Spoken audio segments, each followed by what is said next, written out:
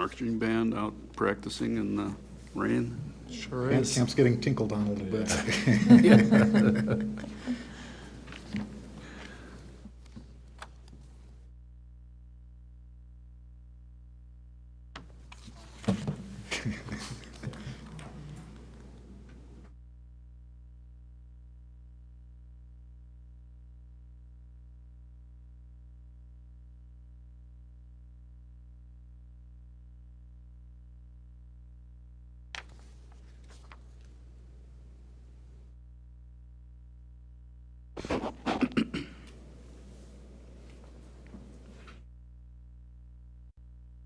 Meeting is called to order. Please stand for the pledge.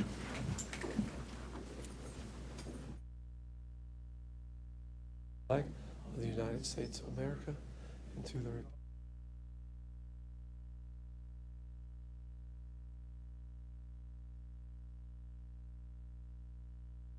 Everyone to the August Committee of the Whole meeting for the Community High School District 94 Board of Education. Mission statement, please. Community High School strives to promote and provide growth experiences in learning, leadership, and living. Thank you, Rich. Board agreements, please. Concerns from the community and staff. Board members will listen carefully, remembering they are only hearing one side of the story. Board members will then direct that person to the person in the district most appropriate, chain of command, who is able to help them resolve their concern.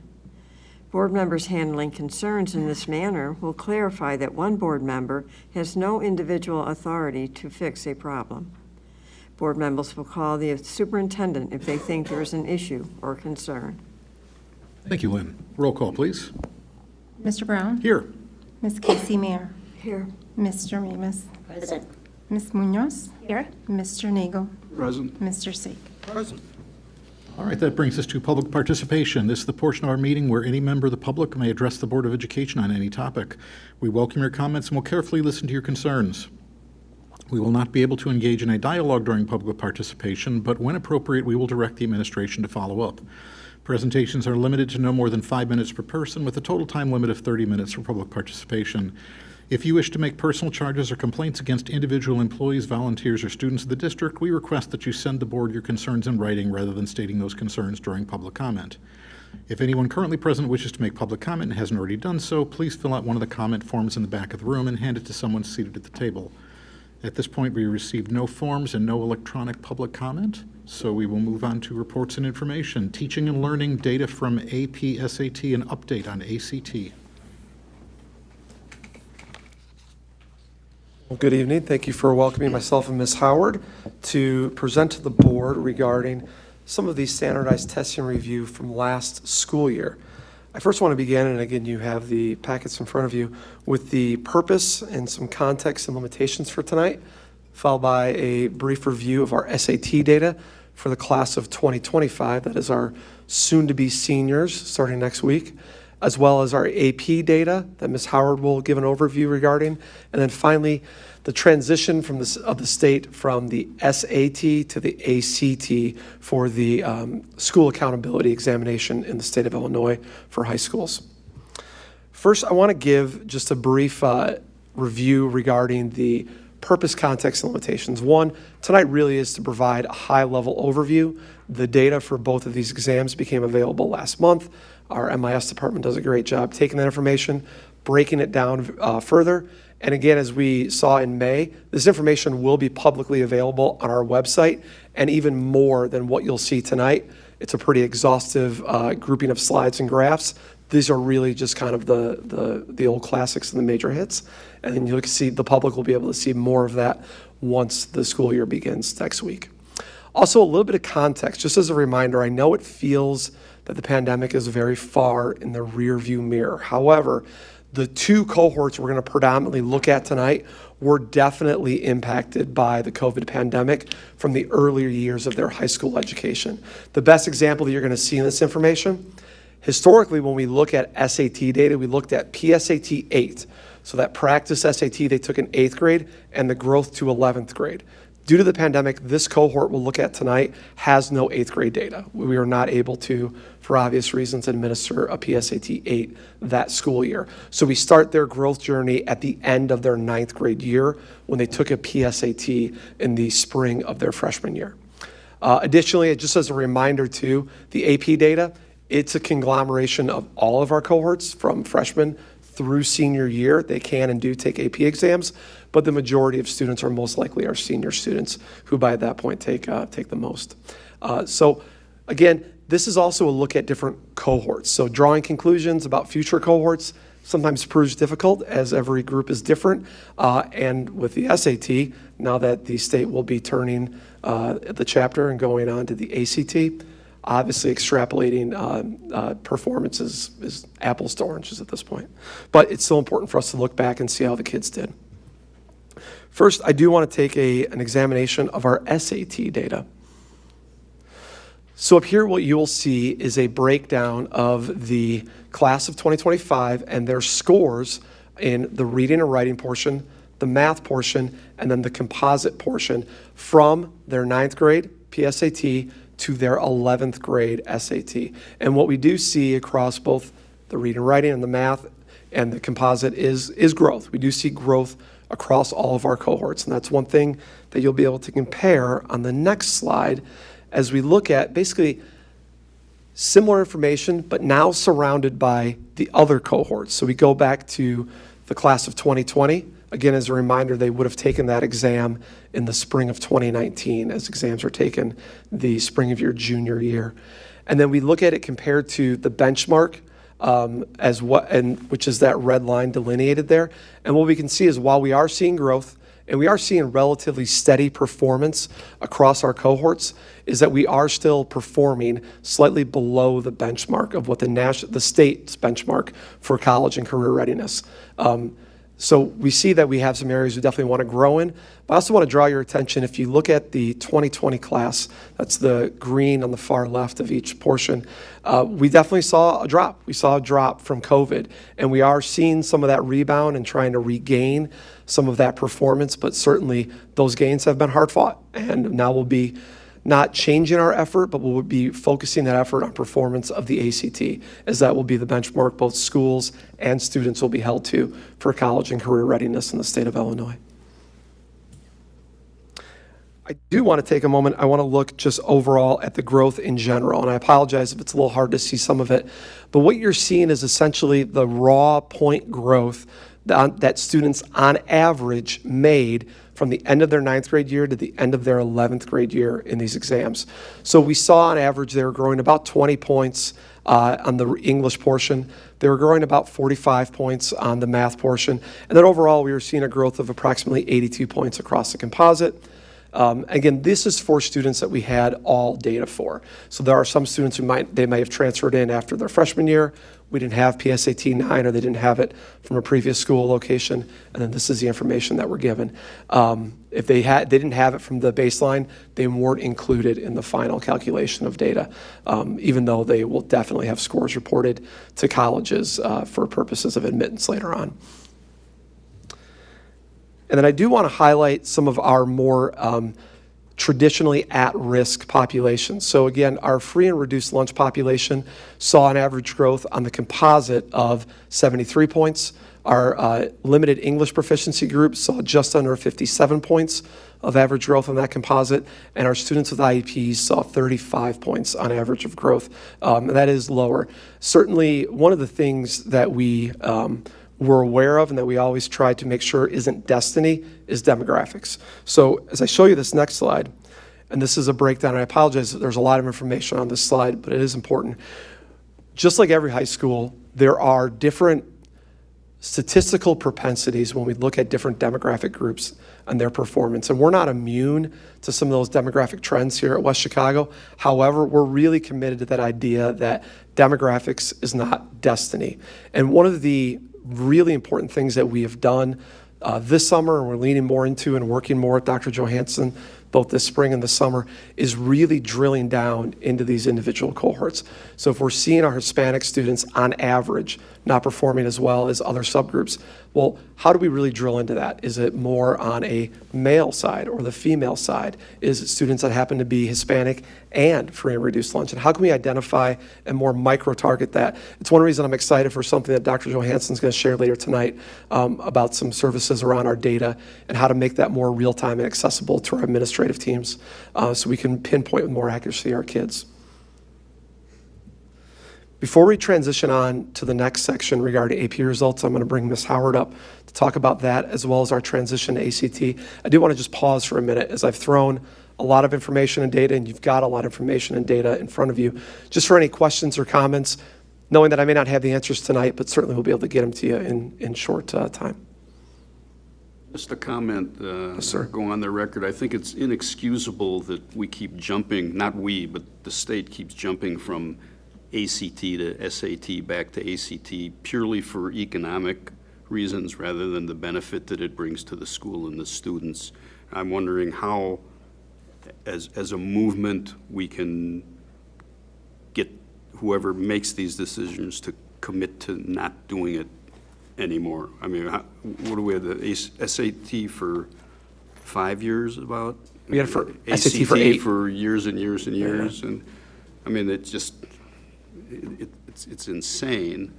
And somebody needs to pound a stake into the sand and say, this just doesn't make any sense. Is it, ISB or the legislature? Who's making these choices? And do we have any commitment, a contract with ACT for at least so many years that we can rely on that right now?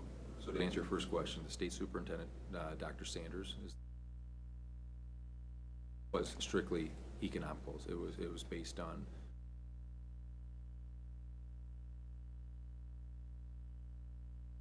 second part of that question is there is a multi-year, I believe it's 5 or 6 years? 6 years, I believe. 6 years with ACT. We can be going through this all over again in 6 years. Potentially, but you're not alone in your thoughts. I know as public educators, superintendents, principals, some conversations I think had in the coming years to be more consistent in our is ACT, then that's what we live by. If it's SAT, then that's what we live by, but we can't continue to go back and forth. Do you know if LEND is pursuing this topic? I'm not sure if LEND is, but I know there are many advocacy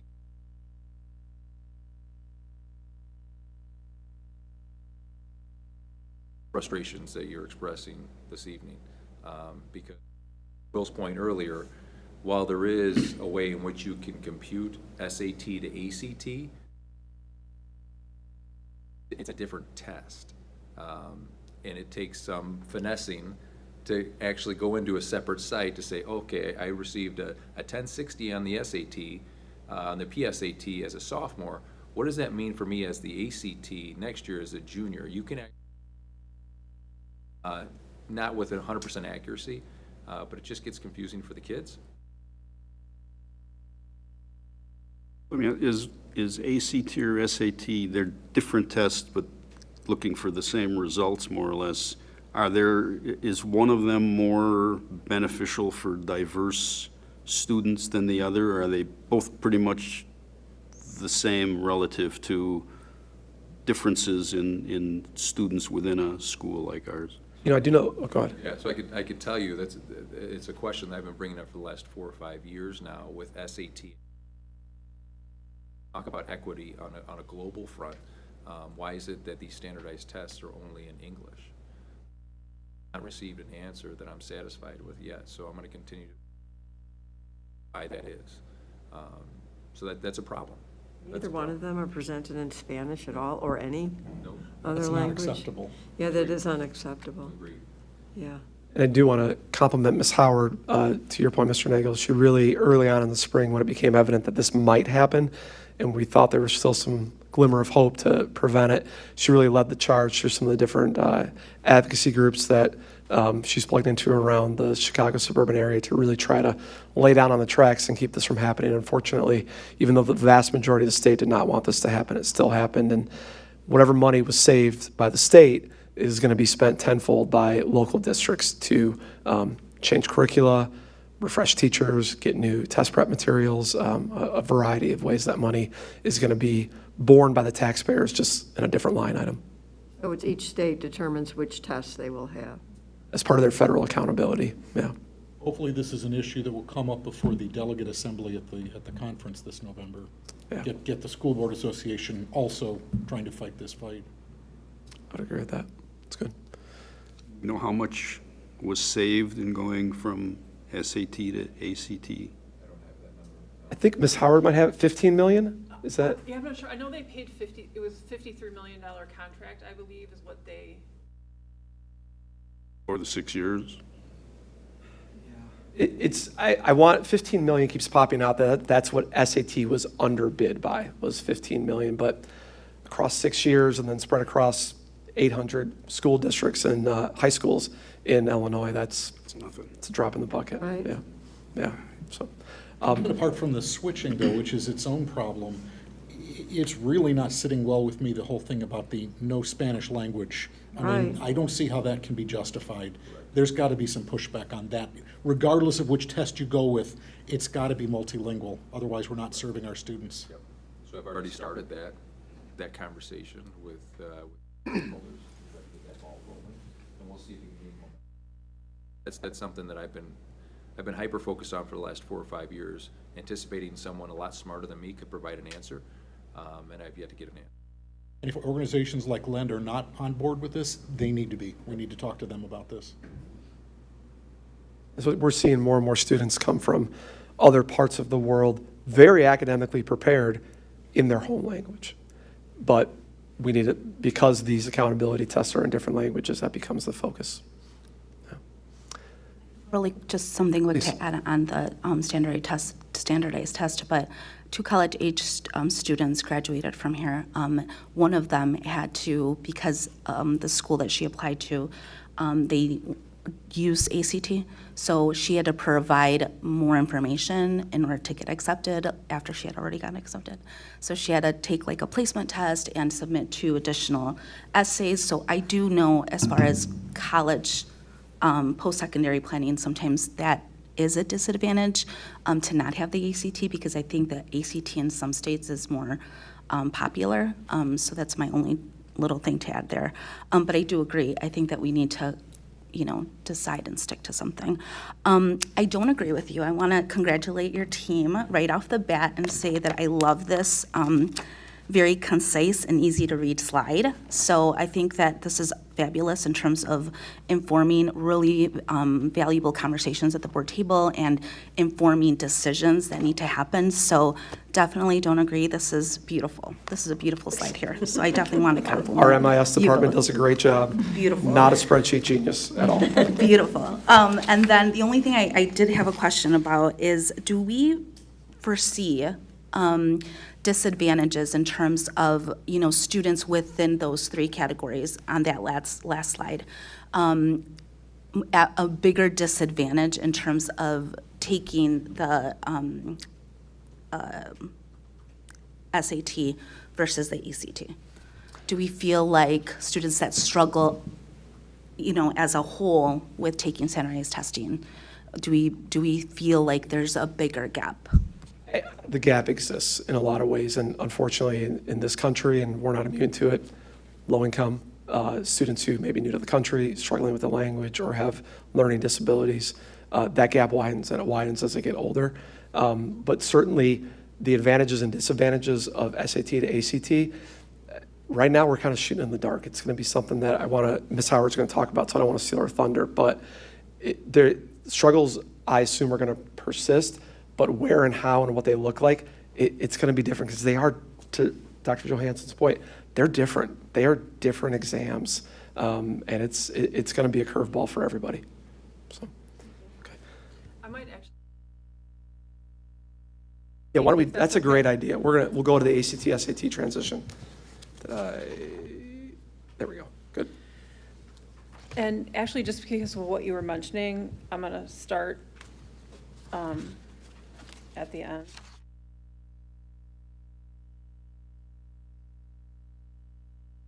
So in talking about what are some of the things that we're going to have to deal with, as well as some of the positives that came out of this, it is going to be a transition that's going to take a while.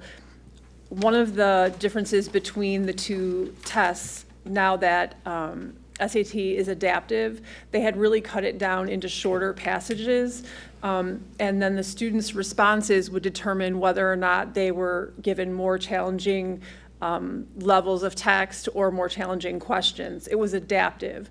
The ACT is not like that. I do believe that they're trying to pursue that, but I also believe that they're quite behind SAT and that component of it.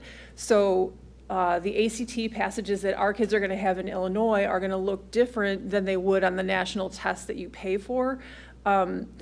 These are still 750-word passages at a time. You have about 8.5 minutes to read that passage and then to also answer 10 questions.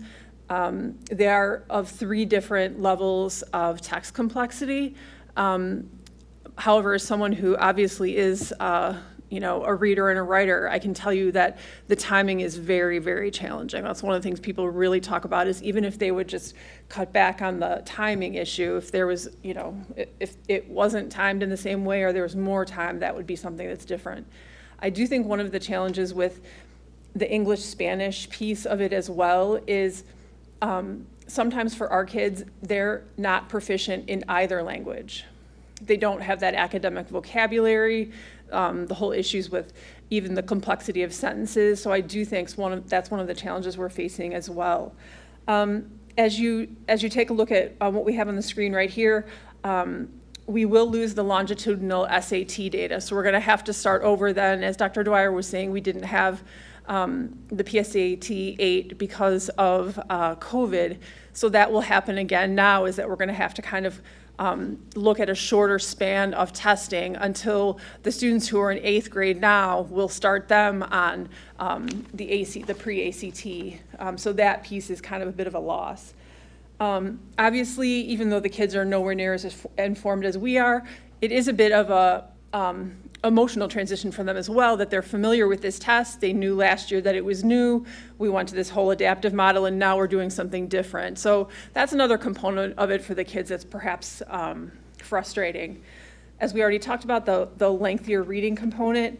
And then one of the other really challenging issues is that the SAT had done a great job of partnering with Khan Academy. They had so many resources that were available for free in terms of test prep that the kids could access. That's just not something that ACT has at this time. There were 10 teachers and myself who spent 2 days in July on each of these tests. So there are some people there just for science, some there just for the math component. I went to the reading. And one of the things that was discussed is just the materials they have for practice at ACT are very old. So even the new manuals that you're buying right now, they're kind of repackaging because they just don't have that robust series of questions. So that's one of the other issues. On the positive side, we will not have to administer the Illinois Science Assessment. So that'll be good because this has a science component. Dr. Dwyer was talking about our being just below the benchmarks, if you remember that slide.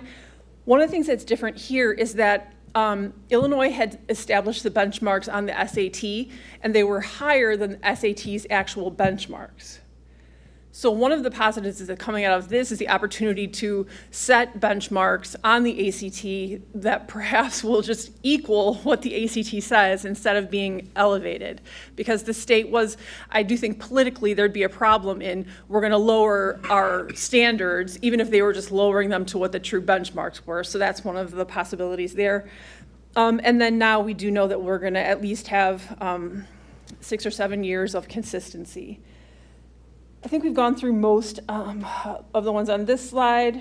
There is a writing component that's on the SAT, just as they're on the SAT and ACT. It's a very different kind of writing. We're hoping that this will be more manageable for kids. The hardest part about it is they're much more used to reading a piece of text and then basing an argument and using evidence from the text. and they're doing what's called a rhetorical analysis, so they're looking at the different techniques that are being used. This will be, they're going to have to pull evidence from their own mind. So they're not using an actual text to do that. It would be something like, should high school students wear uniforms? And then they're going to have to use their own background knowledge to be able to do that, so that will be a shift as well. The state has released the dates that schools will have to choose from. So you can see there are 3 windows for the SAT. They also have aligning windows for the 9th and 10th grade assessments. We will be using DEN as one of the places to introduce students to the test. There'll be some time out of the core classes, so English, math, science, and social studies designed for that as well. And then our avid students in particular really will do work on the testing component as well. This was kind of just a refresher on the reasons why we have to administer the test. So the school day ACT we have here, again, will be digital, but not adaptive. And then this takes us back kind of to the idea at the beginning that we're required to be assessing students in one of the college assessments throughout their high school career. That has to happen. You'll also see here that students have to take the test in order to graduate. That's a graduation requirement, so we have to do that. The testing rates are also used in the Illinois School Report Card. That's one of the factors for that. And then also for federal accountability is another reason. So, you know, we're not choosing to give the test. It's a requirement in a number of different ways. And then with that, I'm going to quickly take us back to here, and we'll end on some good news. So this is the overall summary of the number of students who participated in AP testing in May. You can see the total number of students that we are kind of returning in all of these areas to kind of some of the pre-COVID enrollment and achievement. So we had 403 students who took 727 tests. So it really gives you an idea that some of them are obviously enrolled in more than one course. And then you can also see there the number of students who achieved a 3 or higher. And 3, again, is that benchmark for the state. Actually, state schools in Illinois are required to provide credit if a student earns a 3, so that's really positive. Schools that are out of state or some of the Ivies or things like that have different expectations on their own. And then in that bottom row, if you can read from left to right, you can kind of see there's largely a level of consistency in the percentage of students who are earning credit. I do think one of the positive things that's there, and even though there's not that much difference in the numbers, that ultimately we do have more students who are testing than the last few years and more tests taken, but the percentage of 3s went up, if you can see that. So that is definitely something positive. And then that is just illustrated right here over time in the bar graph. One point, because this is 5 years of data, we are back to where we were in the spring of 2019, was the only time that we gave more examinations, but only a dozen more overall examinations, which is very positive news for us. So go back to that chart. Back one. So we had 303 students out of 403 with a 3. How many of the 720 exams were 75%. I have to take out my phone. We'll get it. That's how we determine. Sorry, I don't. Number of. Where's Steve Balhan when you need him? I think even though it says. That's percent of total students. I think actually that the way. 75% of students got at least a 3 on something. Right. But how many of those 727 were? If you, we can get it for you. Well, I think if you do the math, it may say AP students with a score of 3+, but I think you would still end up, if you had 403 students in the top row and it's 75%, isn't 303 75% of that? Yeah, but how many of the tests? 727 tests. So you That's versus could students. fail 2 exams and pass 1, and that would still be, you'd be one of the students. I guess it would be good to analyze what's going on with, what is it about the students that are getting the 3s as opposed to not focusing, rather than on the tests themselves? Here you can see the number of tests that each earned scores between 5, again, 5, 4, and 3 earning credit, and the 2 and the 1. Breaks it down for the percentages by each of those scores and the number of students. Again, one of our goals really would be not only to be moving kids who are in the 3 and 4 range up, but if you can see the number of students who are there at a 2, if we could make some headway in that group, that's something that could have a really positive impact right there. If you added the 3 numbers, Does this that answer would your give you that question? number. Yeah, Yeah. Is that what the number 1, 2, 3, That- 4, 5 is? well, 3, The 4, scores? 5 totaled would give you the, how many exams out of the 727? Yeah. Will's doing it for you right now.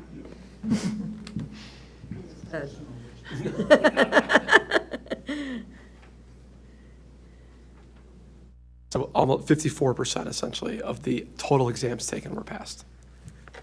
With 3 or better? 3 or better, yep. Okay. So that's not as good as Nope. the 3, 4, and 5? students. 29, 27, and 11? It'd be about 300, well, it'd be about Oh, nope, 380. wrong column, sorry. Hold on. How many master's degrees does it take? 178, 486, right? 60, Dan said 64? 486? 60-something, Yeah, but do you want to know count of exams or count of students? 67. Number of exams, it's Because we had the 486, students. right? I'm sorry, it is 67% of Okay. all total exams were passed.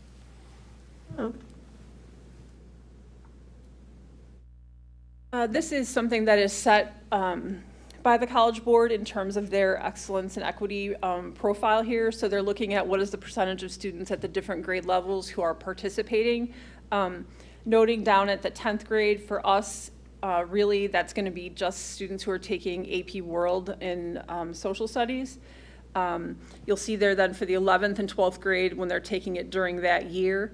And then the number at the top, which I do think is positive looking in terms of the other percentages earlier, that's any time during their 4-year career that they took an AP test. So we've got about a quarter of the kids who are doing that. And again, that'd be something that we would want to work on to have more students having that experience.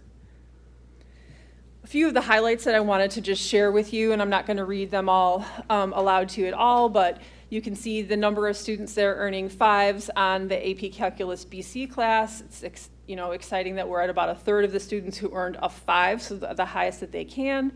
You'll also notice that in AP English Literature, which is our senior English course there, that 85% of the students who took that test earned credit. Drew Plum had 12 students out of 19 who earned a 4. Maggie Haas has one of the largest groups in AP Human Geography. That's a freshman class for us. So 83 students took that test, and there were 15 of them who earned 5s. So that's really exciting at the freshman level to be able to do that. I'd really like to note for Mike Princer, who teaches AP Spanish language, that 51 out of 56, so 91% of his students earned a 3, 4, or 5. And then in also Spanish, the literature, so this is the senior class, and I want to make note of this, that the students who get to AP Spanish literature in general are Spanish for native speaker students. So she had 12 students who took the test, and all of them earned a 3 or a 4. So Very difficult class. yeah, definitely. Really difficult. And these are offered in Spanish? Those 2 assessments are specifically in Spanish. And then finally, that 54% of Nick Calciageroni students earned either a 4 or a 5. That's not even looking at the 3s, just the 4 or the 5. So with that, I just wanted to take a moment to acknowledge all of the faculty who do teach advanced placement classes for us. It's definitely something that provides a unique kind of challenge. Every kind of classroom that you have has some kind of challenge, but to be meeting these students where they are and providing that level of rigor and trying to turn around, the feedback, because they do need to be assessed quite frequently, we're very grateful for that. And then finally, the most exciting news that we'll end on here is that you can see that the College Board is acknowledging the students that we have here by number who are either an AP Scholar, Scholar with Honor, or Scholar with Distinction. And you can see there the criteria for each of those 3 awards. So now these are students who are really taking multiple tests and are also scoring at a 3 or higher as well. So this really was not the time to bring them in and try and recognize them, but that's something that we'll definitely do this fall for those students to be able to be in front of you and really kind of receive that pat on the back from you as well. So thank you. Give recognition for our athletes with a patch or a button or something, don't we? Or an AP Scholar? Well, for our athletes, we Like give a letterman, something- like a letter. Like a letter, to do something like that for our AP students. I believe the College Board does have a specific certificate that we're able to download from them to give to each student based on the level they got. They can wear. Mm-hmm. They can put There on definitely are Take a look at schools. Like Maybe letter stole. sweaters for AP students. I mean, it's a significant You're right. Oh, very. You're very right. valuable kind of thing. And just kind of in line with what you just said, if you look at the AP Scholar with Distinction, essentially we're talking about students who, they have to have done 5 or more exams. So that's essentially equivalent to an entire semester of credit in college, because that's worth 15 hours. So that really is significant. I think some way of showing that off. Something they can wear around school. Yeah, which may generate more interest in AP. I mean, it's worse than running a mile, really. It's a good idea, I like that. Much better, but I still think they'd get beat up. I'd rather acknowledge. Not if there's more AP people than. AP Olympics. There you go. All right, thank you for that wonderful presentation. That brings us to our wonderful budget presentation.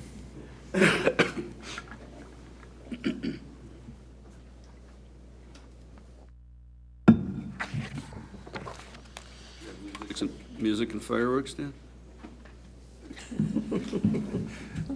No, I'm saving that. For the 5th time we do this? Just asking. I want to hear what the budget is for. Well, it sounds like I have to increase the budget to get some nice buttons or some stuff for the AP Scholars, There's room for it. in the Add a budget. line item. which is great. Will probably have that ordered tomorrow. I have it ordered right now. Before he does the presentation, squeeze it in. Okay, we are here tonight to do the budget presentation for the tentative 2024-2025 budget.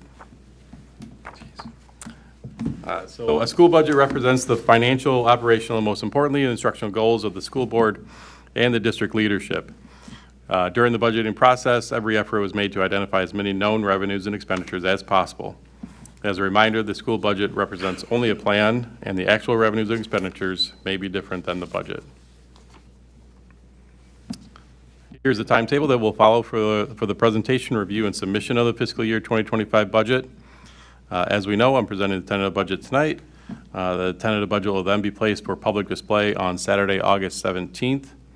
We will have opportunities for questions from the board and public at the August board meeting and the September committee of the whole meetings. Public hearing will then be held at the September board meeting to adopt the fiscal year 2025 budget. Once adopted, administration will submit to the ISB and the county clerk by September 30th. The annual budget is 8 separate budgets for each of the listed funds and is prepared with the goal to ensure each fund is balanced and funds used appropriately. You will find a separate section for each of these funds in the packet in front of you. Here's a snapshot of all funds. Due to capital projects, we expect to have a deficit over all funds. The operations and maintenance fund balance will be used for next year's anticipated capital improvements, which will be transferred to the capital projects fund to better account for these projects. The anticipating ending fund balance provides almost 7 months of savings. We'll take a closer look at the operating funds. These are the 5 funds that we consider to be our operating funds. With the transfer to capital projects, the surplus in the operations and maintenance fund will offset a portion of that reduction in that fund. The transportation fund is a planned deficit, with the minibuses that were ordered a year and a half ago are finally coming in this year. The anticipated ending fund balance provides almost 8 months of savings. There are several sources and types of revenue which we receive on an annual basis. Our revenues come with various sources like the tax levy process, investing of fund balance, and from grants submitted to ISB. Revenues will drive the school budget, and as such, the budgeting process begins with the revenue. Once the revenue budget is set, then we can take a closer look at how we can appropriate those funds to meet the needs of our students. Estimates for CPPRT and EBF are usually released the first week of August. We are still waiting on the estimate for CPPRT, but the evidence-based funding allocation came through at 4:30 this afternoon.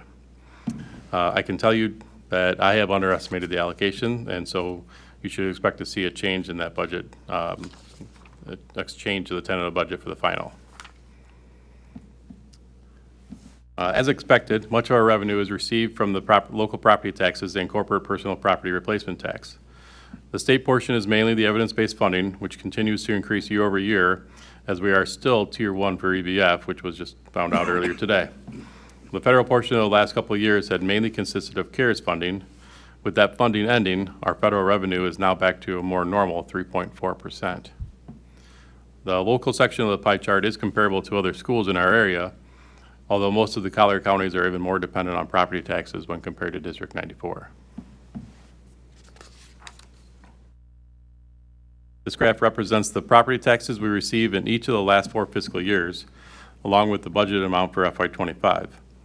As a reminder, the tax levy is submitted in December, and then payments received on the tax levy are received the following June through September.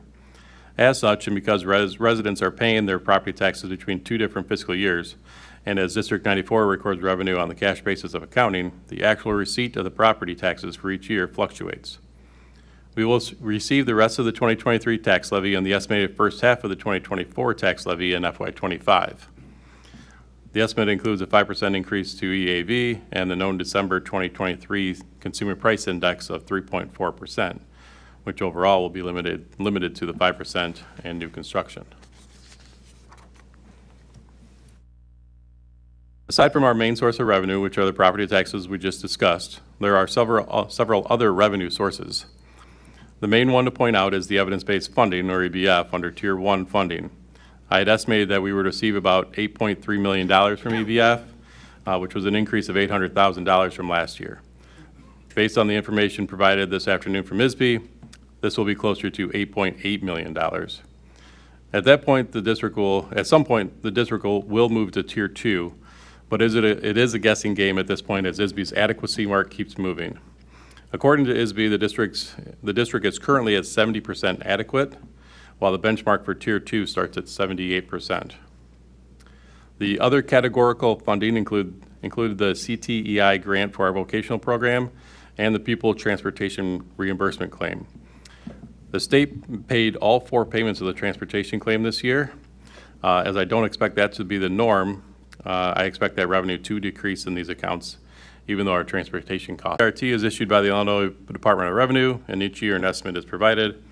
Again, we have not received that estimate yet, but we do expect that a large increase to occur with CPPRT, which is why there's a 20% decrease there.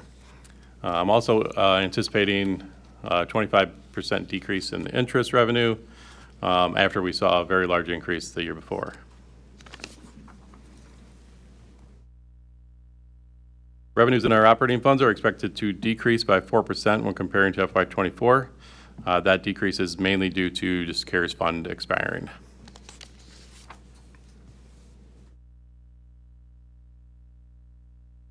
We have 8 different classifications of an expenditure per the Illinois Program Accounting Manual. As the expenditure side of the budget is prepared, the salary and benefits are calculated first, as this is the largest portion of the budget and is mostly a known expense as calculated from the collective bargaining agreements, which takes into account the salary schedules, increases, and lane changes. From there, discussions with department heads take place to determine the specific supplies, equipment, and software needs of their students.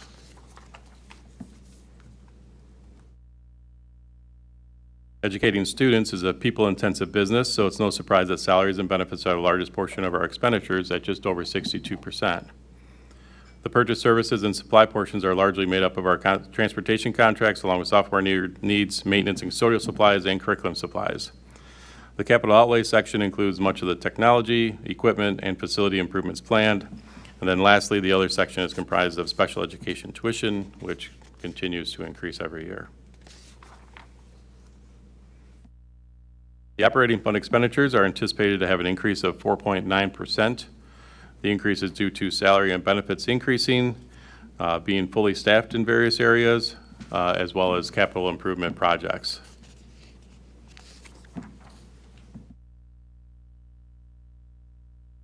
As the budget is compiled, I try to find as many knowns as possible.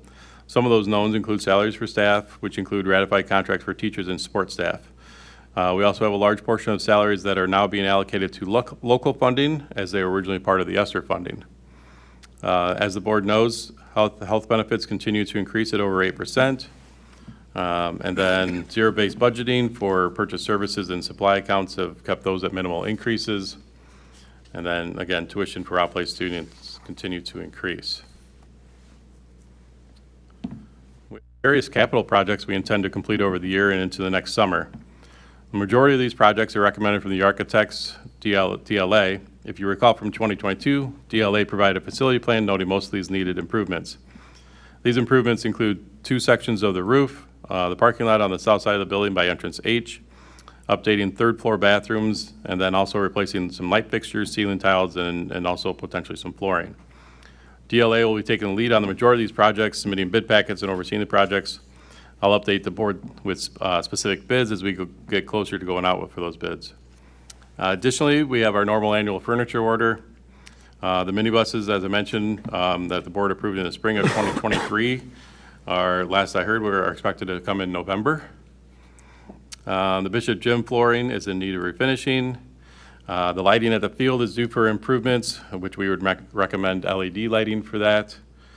We're also exploring options for a transition center for our special education department. We're in the early stages of investigating, but is a program identified as needing space. Lastly, we had some projects start a little late over this last summer, which has led to some late submittals of pay applications to be paid, leading to a large chunk of expenditures being paid out FY25 since we're considered cash basis. So as I have noted, we have a lot of capital improvement projects where we are anticipating to complete this year. In order to better account for these projects and to have a better overall understanding of our normal operating expenditures and our operating funds, we will be recommending a transfer of $3 million from the Operations and Maintenance Fund to the Capital Projects Fund. Additionally, as we do every year, we will do a working cash transfer for interest from working cash to the Ed Fund. So here we have an overview of the CARES ESSER dollars that we have received and spent as June 30th, 2024. We have currently spent almost $5.2 million of the $5.38 million allocation. Expenditures have included over the years academic coaching, replacement of turf for PE classes, additional STAR Avid staffing, modular furniture for more flexible seating, student support initiative stipends, providing free meals, and addressing poor ventilation in various locations in the building, just to name a few. The remaining $100,000 will be used towards salaries for student support initiatives, social workers, guidance counselors, quad lab teachers, and community supplies. Similar to any individual or family, a savings plan is a part of a good financial plan. The anticipated ending fund balances at the end of the fiscal year show that we have some flexibilities for future projects and could cover any disruptions in local, state, or federal revenues, which is always a good thing. The percent of expenditure numbers are based on the last 3 years and the average of those expenditures. If you recall from the recent facility plan that DLA presented in 2022, we still have about $16 million of projects remaining to complete, and those fund balances will help us to accomplish these projects, along with any of those unforeseen projects that will always come along.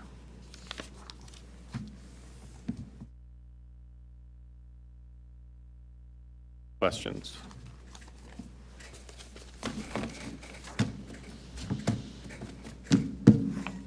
All right, thank you for that presentation. That brings us to summer construction change orders.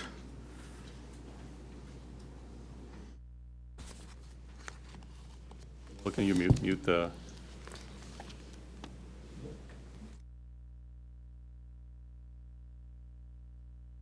So as the board is aware, we've had various construction projects being completed in and around the building this summer. Most of those, they're getting very close to being completed. Last push before school starts. Midwest Services, they're completing those projects inside the building. And then Abbey Paving had the projects outside for the parking lots. So we just wanted to update the board on those projects and the overall expected cost and the change orders that we've had throughout that process. So Abbey Paving, their total contract was $304,185 with an allowance of $50,000. The total expected cost on that is $277,738. We did have a couple of change orders in there, one that the board approved for the apron at the pool parking lot. And then there was another $8,000 change order that administration approved for the Geneva parking lot because of there's a lot of rain in that area and they need a little more dirt to flatten that out. So both of those lots are done, and we still have some lights to put up at the Geneva lot. The pool parking lot is completely done. Geneva lot is very close. The lines were striped at the Geneva lot. We're actually waiting for the city to approve the boring from one side to the other side so we can actually have electrical, so we can actually have lights at the Geneva parking lot, which is a bonus. Midwest Services, that total contract was $758,000. Again, allowance was $50,000. The total expected cost there is going to be $758,270. The change orders totals $50,270. One change order that we had, the board already approved, which was the addition of the nurse's bathroom. And then there's another $15,000 for the plaster assessment repairs, which I'm going to ask the board to approve at the next board meeting so we can take care of a lot of that section. There are still more plaster assessment repairs to take place, but this will take care of everything on the first and second floor. There's still some third floor, but I don't think it's very intensive. So again, the change orders for the Midwest Services actually adds $270 to the overall cost of that contract.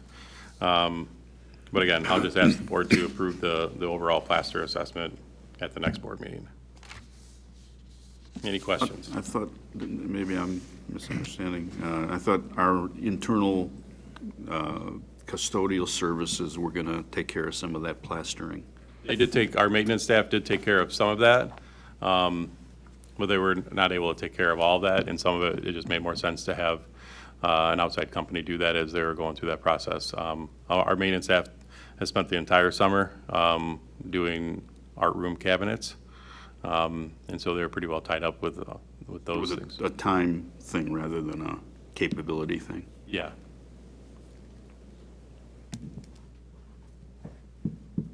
Any other questions? All right. On July 24th, we received that notification from the Atria group of the second settlement. As the board knows, we had the Jewel lawsuit that we're receiving that settlement. We're actually posed to get that $9,700, which is actually an increase from what it was supposed to be. It was supposed to be $3,500, I believe. And so it is an increase. And we should receive those funds shortly in collaboration with school leadership. We plan to use those funds to design to raise awareness and prevention among our students regarding the dangers of vaping, including health risk, potential addiction, and cardiovascular health. Again, the board's already approved the settlement, so there won't be any action at the board meeting. Any questions on that? All right. Exit survey data review. On an unrelated note, before we jump into the exit survey data, just want to make sure it was on everyone's radar that this year we are up for bargaining with the Support Staff Association. So we'll be initiating those conversations this fall, just so you are ready to anticipate that coming your way. Great. So you have both a memo and then some exit survey data that's available in front of you. As a reminder, every year we have an opportunity around this time to take a look at the data from the previous year as it relates to our separated employees who completed the exit survey. This is a Google form that's existed since, I believe, around 2018, which obviously predates me. I think the important thing, though, is to recognize that that Google form has not changed in that time. And that allows us to collect longitudinal data and make sure that we're really comparing apples to apples as we sort of track over time the reasons why folks are leaving and their perceptions of job satisfaction across a number of factors. I think it's also important to note that, and this year I actually calculated the numbers so we have a sense of how many people are actually completing the exit survey. So you'll see a small note under the demographic information. 13 of 36 departing employees completed the exit survey in the past school year, and so that's about 36%. And when we look at all of the data going back to 2018, we see 67 of 193, so that's about 35% completing the survey.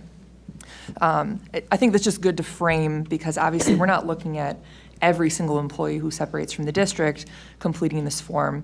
It is voluntary, it is anonymous, it's certainly not required, it's encouraged and it's sent to everyone who leaves, but it is a snapshot, and I think it's important for us to recognize that as we look at that data.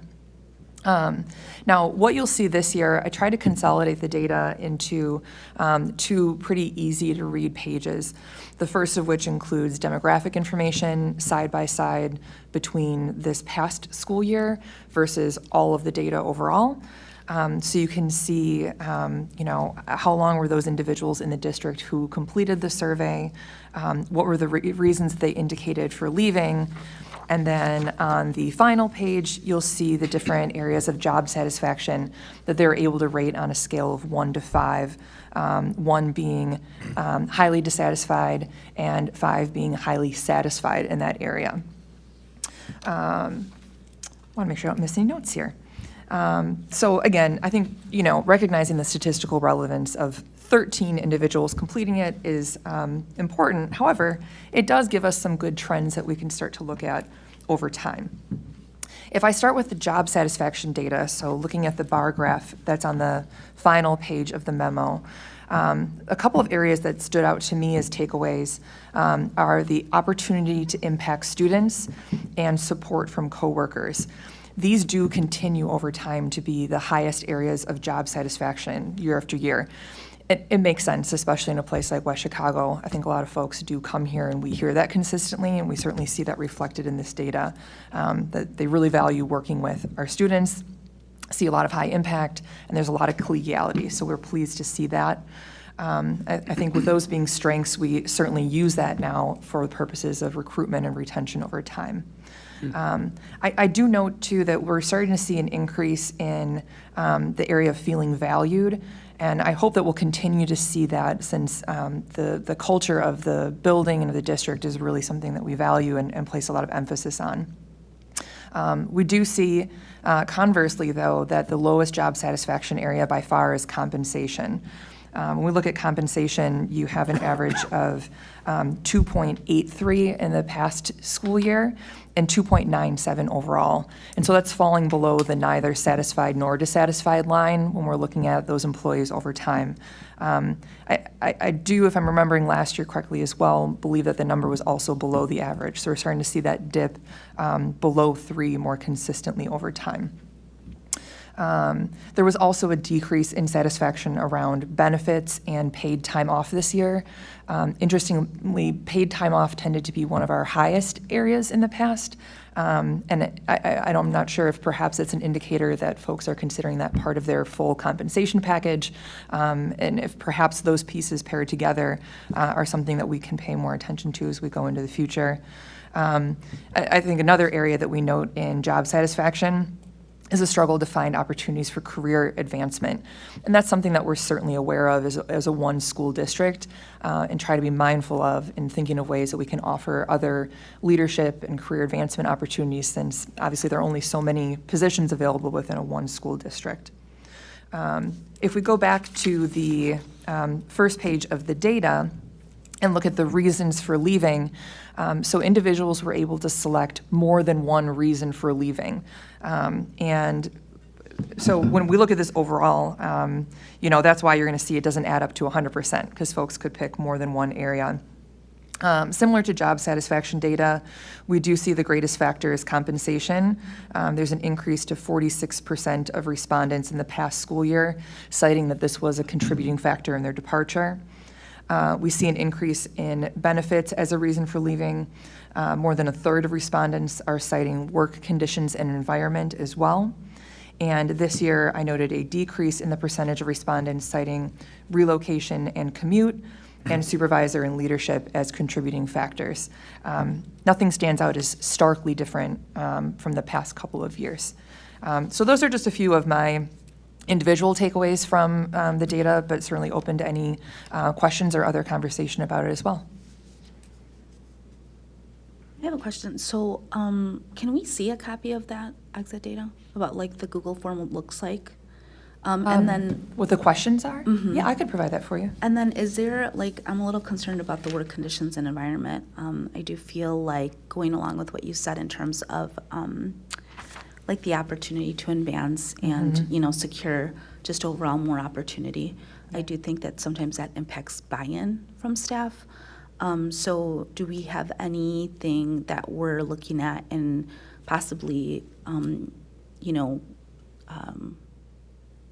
kind of planning towards supporting that culture and creating that culture where people feel valued and supported? And Yeah, that's a great question. So in terms of things that we're able to do through the HR office to try to address it, there are a few different ways.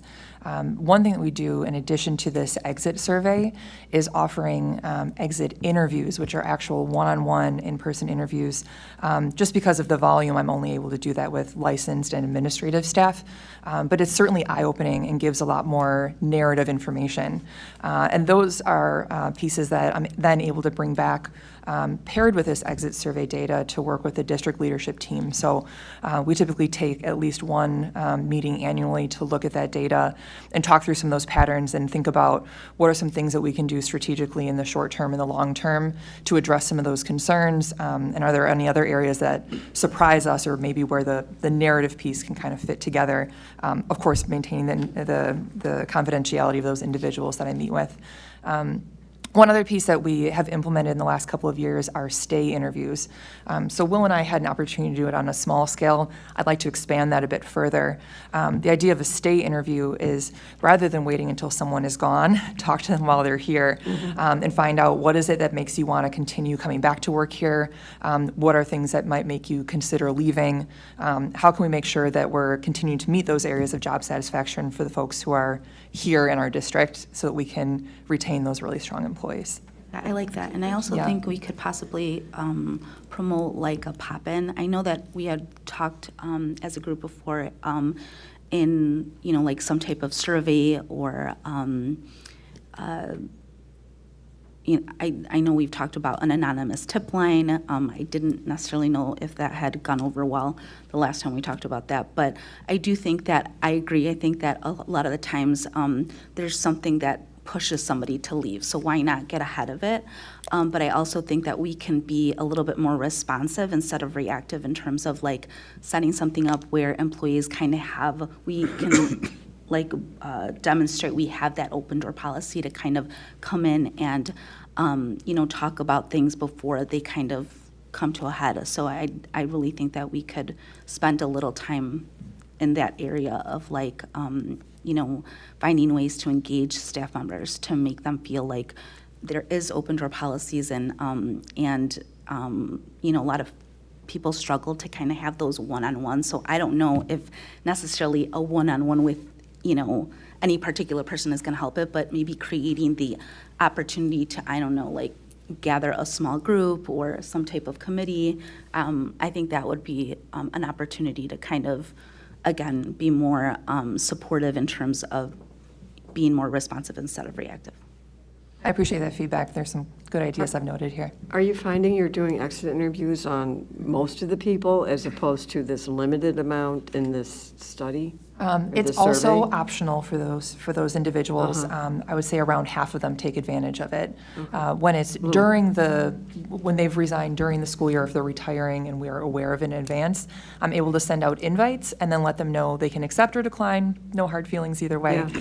When it's over the summer, it's a bit more challenging because they actually have to call and schedule an appointment or email and schedule an appointment. And that makes it a little bit more difficult. We can do it by phone or in person, but obviously when they're here in person, it's just a lot easier to reach those folks. Yeah. Yeah. Okay, all I right. think it's tremendously difficult to draw conclusions from a third of the respondents. Yeah, that's why I was wondering. That's, Yeah. I really hesitate to draw any conclusions at all. Right. I hate to overemphasize Yeah. the statistical relevancy because I think it is important for us to look at that data and not necessarily throw it out. But Gary, you bring up a good point that we are only talking about a total of 13 respondents. But to Penny's point then, what are other ways that we can tap into getting more, real-time data that we can be responsive to make sure we do have a pulse on these different areas? I do like the idea of being proactive with the stay interviews. Thank you. One area I do want to just comment on and commend the board, that area of professional advancement's always been hard for us as a one-school district. Last year, the board approved taking the assistant athletic director position and putting it back in the Teachers Association, as well as adding a teacher leadership position to the EL department. Both those are just the kinds of opportunities that I think to expand that availability of professional growth and advancement for our staff. I think at one point we did discuss of different partnerships with colleges and universities and the opportunity for, maybe our teacher assistants or support staff to, be able to take advantage of those opportunities to go back to school. And because again, I think that you highlighted an important part that makes WeGo a very unique place in terms of our people here are very invested in the district. So I really do think that that's a huge opportunity for us to, again, just kind of garnish more buy-in. I like the idea of the stay interview. If we could expand that a little and just basically tell our staff this is your opportunity to improve. I don't know if we do a culture survey or anything during the year. I know that's a big thing now. Not specifically a culture survey, that's not one that we have sent out. But I will say there are a lot of different ways that we try to keep a pulse on that. I also know that educators are overwhelmed with the number of, emails and communications they get, and so I'm trying to be mindful of that, knowing that, the responsiveness to a survey like that may not be a whole lot better than what we see here either. And you do tend to get outliers on those types of surveys, right? If someone's really satisfied or more likely really dissatisfied, just like us when we're making our reviews on Amazon products, right? We're a lot more eager to do that on the ones we're not a fan of. The 5 Essentials survey. Do you want to speak to that a little bit, maybe what we're able to gather from that piece? That is a state-administered survey. We know the completion rate of our staff. We just don't know which staff or which categories. But that is available data that I think, presented in May and is available on our school report card at all times. In terms of locally, the job satisfaction data, we don't have our own local Google form that we send out for that. Well, something else that might be interesting, I don't know if you can do this under the HR rules and things, but when we hire somebody, could we ask them, why are you leaving your previous employer, and then follow up with them a year or 2 or 3 later and say, have we met the improvements you were looking for? I think that's an interesting like- idea. That is actually a question that they complete as part of their application process.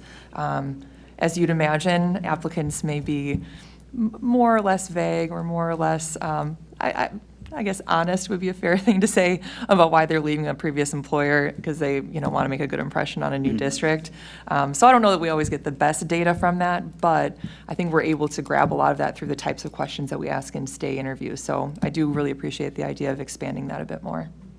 But then following up on that, you'll get a pulse of, are we keeping people that we've hired that have come from other districts rather than just fresh grads and things like that? And how do we tailor what we need to do here to keep them? And then have reason to offer other potential candidates improvements to where they were leaving. Anything else about the exit survey? All right, speaking of keeping a pulse on things, heart rate monitors. That's a good transition. I've been waiting to say that all night. I like that. Physical Development Department has been looking at and researching the idea of using heart rate monitors as part of our educational experience in physical development. As physical development in the state of Illinois has shifted more towards personal fitness outcomes, we believe that this would be a great opportunity to begin to educate our students more completely on that. Initially, the department would like to purchase 140 heart rate monitors, and this would allow each period roughly half of the given sections of physical development per period to use them on a given day. And through a rotational system within the course of the week, all students in a section would have exposure to using heart rate monitors, understanding that data, understanding their own individual maximum heart rate, minimum heart rates, and what the different zones of heart rate are. Initially, to do so, to have the requisite number and 5 charging and storage cases, as well as the system readers where you can project onto a wall, hey, here's each number heart rate monitor, and if they're in the red zone, the yellow zone, the orange zone, as well as the software in the amount of $23,000, $23,401. Sorry. Are those clip-on fingertip monitors? Or The wristwatches. so do those have to be sterilized from user thing? I mean, that's a whole different system, right? They should be, yeah. Absolutely, and I believe the storage cases actually would use UV lights to make sure that those are sanitized. They can wipe them down Yeah. with the Lysol wipes. Another process. So. We may have a little bit of hand sanitizer left, just a tad. We could probably use some of that. Is that part of the expense, though? They just seem expensive. Is it the software? Looking at the individual, the quote, the yeah. individual 140 each are definitely very expensive and are the bulk of it. But the storage cases that we would be able to put on wheel carts and then secure easily, and then since we'd be sharing them across multiple sections every period, every day, we really want to make sure we have those very secure cases and that they're charging from one period to the next period as quickly as they can. Okay. Given the proliferation of smartwatches and other things that people are more and more interested in monitoring their health and heart rate and everything, I think it's a wonderful thing that we're teaching our kids more about, okay, what does this actually mean and why you may want to track this. 150 on a heart rate for one person is not the same as for another, and this Exactly. is Very a way to true. individualize. And it's just as a context, if this were to go well, and it is working well, we want to use it more and more, we would look to roughly double that order later on in the school year or for the following school year, so that each section of physical development per period would be able to use them on any given day. But we want to start small and make sure that we can work out the kinks. This reader, is that what you were talking about, what displays on the wall? Okay. I'm sorry. Well, I was just wondering, I've seen these, personal heart monitor kind of things. Did we look into whether it's cheaper to buy one for everybody to hang on to for the semester, like we give them a computer, as opposed to buying 150 of them at, expense, something that could communicate with their Google Chromebook or something like that, as opposed to having to shuffle them around and monitor them and recharge them and things. Most of them that are seems not- like, Most of them are not particularly accurate. It's on the cheaper end, those type of things. Model as well as another polar model are very highly reviewed and work well in schools. One of the challenges, Mr. Nagel, would be, I think the Chromebooks, kids are really good about bringing them, and because they need them most classes, most days. They have to use them multiple times. If they only have to use the watch at certain class periods, they may not be as good at having them charged and having them with them for that PE period. And that may be where the future goes. I think this might be a nice small step in that direction to prove concept, to refine instruction. And as technology gets cheaper and catches up like it tends to, that may be the future. I just don't know that we're there yet. All right, National High School Journalism Convention Field Trip, November 6th through 10, 2024. I don't think I have to tell this board that our journalism program is incredible and in keeping with their opportunities to travel across the country, compete with other schools, and be exposed to professional journalists in the field. They are requesting the opportunity to travel to Philadelphia for the same annual conference. I believe that was in Kansas City last year. I hope those minibuses are in by then, Mr. Oberg. Yeah. Very exciting. Very exciting. Right. Press Plus Issue 115, first reading. Illinois Association of School Boards, Press Plus Policy Service has distributed issue 115, policy recommendations. Our district leadership team has reviewed the recommendation and has summarized our suggestions on the summary sheet. After receiving feedback on these recommendations, we will place this on the consent agenda for the second reading and approval at the August 20th regular Board of Education meeting. Any questions or comments regarding those policies? They seemed pretty straightforward. Nothing controversial. We had a first reading, or the administration did the first reading? I don't recall. This would serve as the first reading. Okay. But we've reviewed them as an administrative team, and this would serve as the first reading. Second reading would be then at the regular Board of Education meeting. Vote then, first reading. We're not technically approving a first reading. I guess literally we're reviewing it, but we're not approving the anything first tonight. reading. Correct. Right. I thought we normally would do a first reading at a board meeting and then a second reading at a subsequent board meeting, as opposed to a committee of the whole meeting for a first reading. Normally, we would have an approval of a first reading. Okay. Feeling on this, do we want to go down the formal path with this, or are we comfortable that this is? The only drawback to pushing it out, it takes 2 months, and it seems like we're approving new press releases at every board meeting. So they typically come out every 3 to 4 months. If we do a first reading approval at the COW and then the second final reading at the regular, we wrap it up in 1 month as opposed to stretching it out. I think that's fine, but have a formal vote at the COW for the first reading. We could do it like we're doing later on the personnel report. We could have even though it's the COW, we could have a formal approving of the first reading. Yes. Are we comfortable in this case going with just the not approving a first reading, or do we want to push it out an extra meeting? Something effective being on the college on this, so I think it's a great idea to get it there. I'm sorry. But it's nice to have something so effective being on the cow menu, so I'm glad to see it. So is the board comfortable with this being the first reading without a formal approval, but going forward at COW meetings, there will be a formal vote on approving a first reading? I'm okay with that. Anybody uncomfortable with that? If we're going to do that, there should be a little more attention to it so that we could look at it during the count. Sorry. We can follow past practice this round. We can do that in the future, but Sure. give everybody an opportunity to. Of course. I'm sorry, I couldn't hear. Rich was just stating that you need more time to review the first reading in order to put it to a vote, which is noted. So if we want to continue with past practice, and I can put the first reading to vote on the 20th. Are you suggesting we do that, Rich? It's introduced now, but we want to put the first reading at the regular August meeting? In the future, if we're going to do a first reading vote at the cow, let us know that so we can spend a little more time on it. How much in advance, how long have you had this policy when the administrative team looked through it?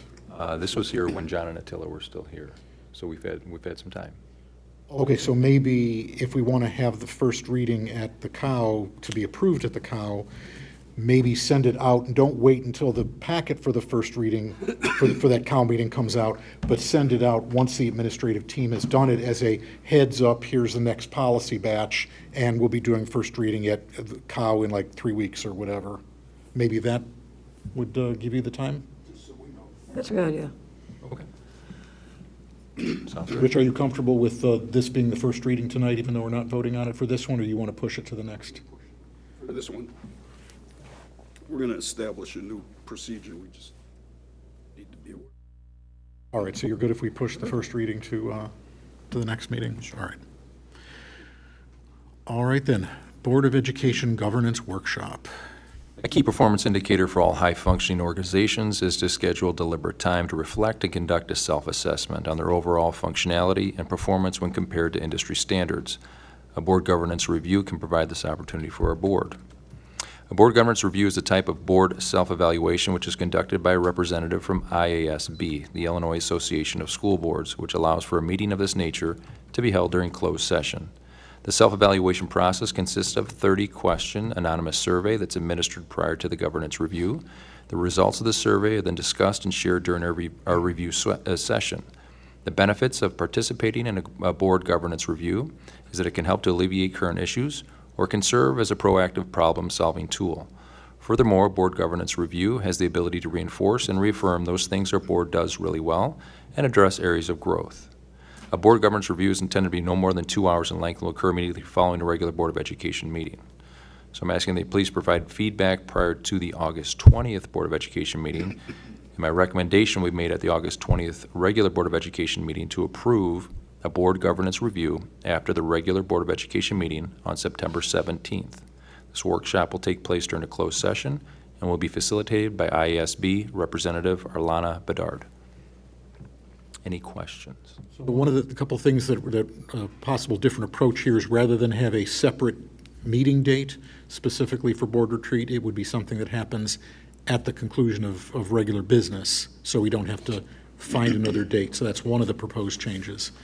The other reason for bringing this up for discussion tonight or comments after tonight to Kurt would be making sure that everybody has expressed their thoughts on what we need in terms of a governance review. There's been some concerns in the past where this is too prepackaged, it's not really aimed towards our board.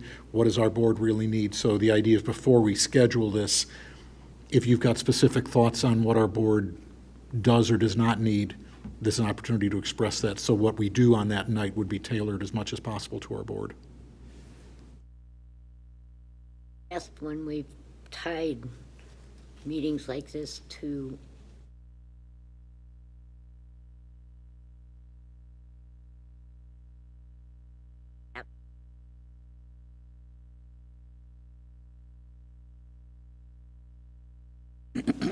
spend the night. Is there a reason why we are looking at that? Is it based on when somebody from So Orlana was available on the 20th of August, and I thought that was a quick turnaround, and the 17th of September. I think it'd be more important to do some planning and determine what we need rather than just grab the first date available. We've done governance workshops in the past, and they tend to be the same thing and doesn't really get us anywhere.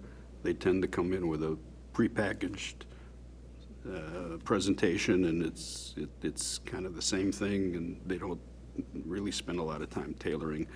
I think if there was anything we would need right now, it would be something on the order of new superintendent board relationship and development, rather than just their standard government's workshop, which is, we're all experienced board members at this point. I don't know that we need to be reminded, the 10 commandments of board membership. I think, with a new superintendent, it would be more important to discuss the relationship development and expectations between the board and the superintendent. I think that could be accomplished while doing something like this. Well, if we specifically ask them or tell them what our needs are, then I think either they can accomplish it or we can have one of them as a facilitator and get somebody else that could walk us through that. They've tailored them for us in the past. I think this would be a good start. Not saying this would be the only one we'd have. I think we probably need to follow on to that, but I think that's a good place to start. I think the 10 commandments and basic board governance are kind of critical, despite length of time and that the basics. But my concern is tagging it onto a meeting that's already long. At that point, what do you absorb? Because it's been a long day, everybody's tired. Your suggestion would be a cow meeting rather than a regular meeting? That would be nice. I'd prefer it. Or in place of a cow meeting. Yeah. But This is the first time we're openly discussing this, so that's why it's on a discussion item, so we can air this all out and figure out where we all stand. I have a question. The 30-question survey would be something that would help lead us in the direction that, like Rich is suggesting, or, you know, what Gary's kind of suggesting too, that would move us in a direction that would be personalized for us, as opposed to the cookie cutter type things we've had in the past? My understanding, that's exactly what it would be. Okay. I have not seen the survey. Clearly, I haven't participated in one. So I'm not sure. But I think Yeah. that once the conversation starts and we understand that baseline, then we can take it in multiple directions. I would be interested Correct me if in- I'm wrong, we haven't done a survey like that pre-meeting, have we? we did a survey before the last board retreat. For a board retreat, we always do. I don't know Yeah. exactly if it would look the same, Same. but I know they do try. It would seem like you'd need a little more time to evaluate the survey than do the survey and then just jump right into the workshop also. Well, that would be part of their role, is to evaluate the survey and Right, then provide beforehand. those beforehand, Yeah. Right, Yeah. but take a little time, I would think. which is why the September 17th gives us 6 weeks. Because the surveys would come out, what, 3 weeks ahead of time, say, or something, yeah. Just waiting for me to give her a date. And then Okay. I think she can send the surveys out. Well, maybe she could be available for that next cow, which would be the first Tuesday in August, or not August, I mean October. So I'm hearing a cow for this as I'm opposed okay with to. either way, but Do you think that that gives us a better opportunity to manage the agenda so that we get an earlier start into, obviously, tonight being an example of a cow that's running longer, obviously, there's some cows that run a lot shorter, and sometimes we're done in half an hour. So do you think that that's something manageable, to have a shorter agenda and then launch into this at a cow? So having only experienced one regular and an hour, where we had an hour and a half of a cow, I don't know if I can tell you with any certainty that one is better than the other. I think it's very important that we all do this. And I equate it back to, you've got professional athletes that focus on those finite skills every single day, even though they know how to do them at the highest level, right? But they still focus on them every day.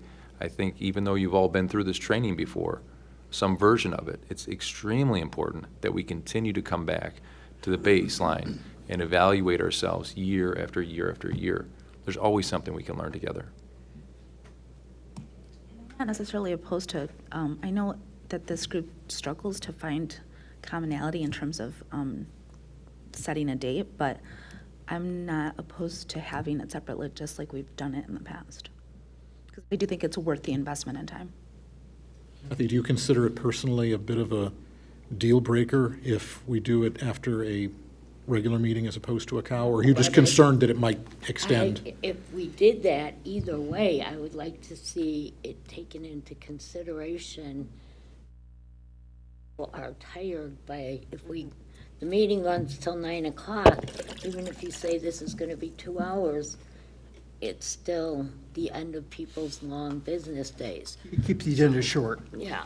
So what We do- could cut off, 45, 50% of this, or 45, 50% of the stuff on the regular meeting, and just boom, boom, boom, get your business done, no nonsense, move it on. But, when and saying nothing, then it's 11. In terms of trying to set parameters then, what do we think is the latest that we would be comfortable with it going? 10 o'clock? yeah, I think there's a big difference between 10 and 11. So are we all comfortable that if it could be fit in where regular meeting, and then we're done with the governance review by 10 o'clock, that would work for everybody? Get the meeting done by 8, 2 hours, and you're done. Put the parameters on, and are we open to a multi-part to this? To where if it's, maybe we only have an hour and a half one night, and then we say that's part one, and we come back at a later time and do part two for an hour, hour and a half. We're probably going to end up with multiple topics that we want to dig into, so if that spreads out, that should be fine. Effective, yes. If it's a waste of time.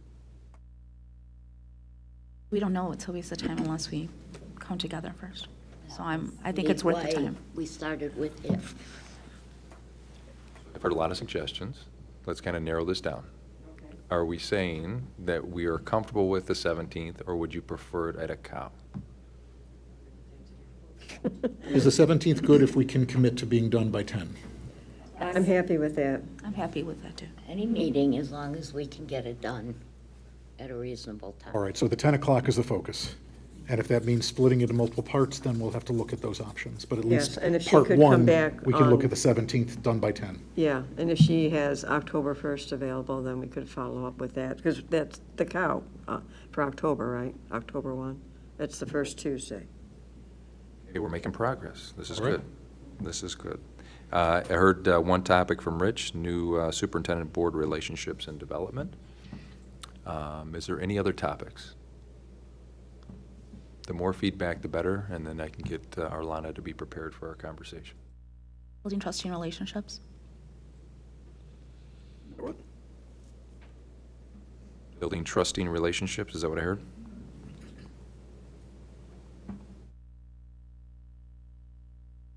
I think that when they come in to give us that pre-survey, I think that's going to define where the topics need to be. I think that's going to help. In fact, I guess maybe the sooner they do that survey, then those results of what they perceive as the top issues could then go back out to the board, so the board can review it and say, yeah, we agree, or this is not what we're looking for, kind of thing. So before it's all locked in, maybe the board can see how the survey is aiming. And I'm sure there'll be a place for comments, and we can add our thoughts then.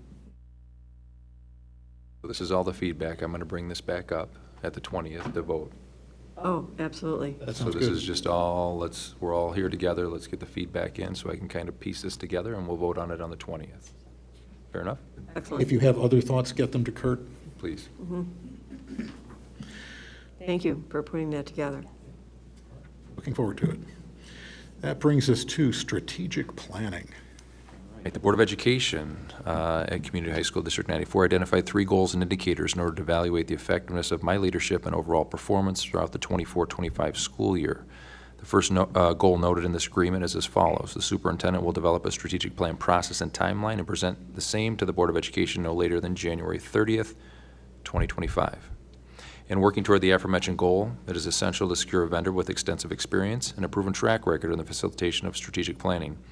After a very thorough review of outside companies, I've identified the following 2 partners that I believe would be a good fit for Community High School District 94. The first one is Dee Molinaire from Catalyst for Educational Change. In her proposal, she talks about 3 phases over a 16-week period that include readiness, strategic plan development, and living the plan. There are 5 sessions that occur during the planning phase, which includes orientation, data retreat, vision retreat, setting direction, final plan review. In her proposal, which is attached in your board packet, the overall cost for this is $35,450. The second one is Soldwadell Consulting. Perry Soldwadell is the founder of this company. It's the exact same, I shouldn't say exact, it is 90% similar to CEC, but there's an added coaching and implementation component during the spring to ensure we're up and running and to begin the 25-26 school year. Coincidentally, and I didn't know this, Perry actually worked for CEC, which was called the Consortium for Educational Change at the time, and he created the strategic planning department 30 years ago. So that is why they're so similar. So I found that out, which is quite interesting. And his cost is nearly half the price. His proposal is attached, and his overall cost is $18,000. After receiving feedback tonight, this item will be placed on the agenda for approval for the August 20th regular Board of Education. So thoughts on strategic planning process and the vendors as they are outlined. Your thoughts for time frame when you think this process would be beginning would be November.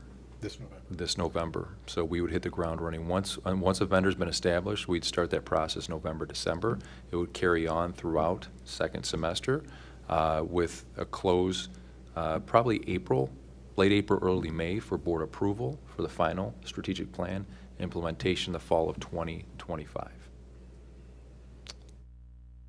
What are your thoughts? I would suggest getting a couple of references from both of these companies, people that they've taken through the strategic plan. So Perry Sol-Waddell most recently worked with District 33 with Christina, so I spoke with Christina extensively, Superintendent 33, and she also worked, and he also worked most recently with Lyons Township District High School, Brian Waterman. So I was on the phone with Brian earlier this week. Both of them gave rave reviews of Perry, his attention to detail, the personalized approach, and his overall process. He is one of the leading experts in the area. There are, and this is no joke, there are at least 25 to 30 companies out there all vying for this market, some of which are retired superintendents who are very smart, very knowledgeable, but they are starting something up that is new. I'm not willing to risk my reputation as a first-year superintendent on the unknown because I won't be your superintendent again. So I want to make sure that I go with somebody, I recommend somebody in these two individuals that have a proven track record. And I can tell you Perry does have that proven track record for over 30 years. And does a significant portion of the process that he's recommending include working with our community stakeholders to get an idea, not just what we think we need to be, but what they think we need to be? That is a big part of the process, a large part of it. And one of the things that he adds that the other ones don't is that coaching element. Because I've had conversations individually with many of you about strategic planning is worthless if there's no implementation behind it. And Perry does a lot of coaching with our leadership team, or will do a lot of coaching with our leadership team and our stakeholder leaders to ensure that the plan, once it's on paper, is now implemented. What would that look like? Can you explain a little, or expand a little bit on that? What would Coaching component, like with the district leadership team? Yeah. So once we go through the entire phase, like a 16-week phase, to where we gather stakeholder input, we hold stakeholder meetings, and we identify the leads. Once those plans are set, the key, I guess, the key buckets, if you will, and then the goals underneath them, and the action steps that follow.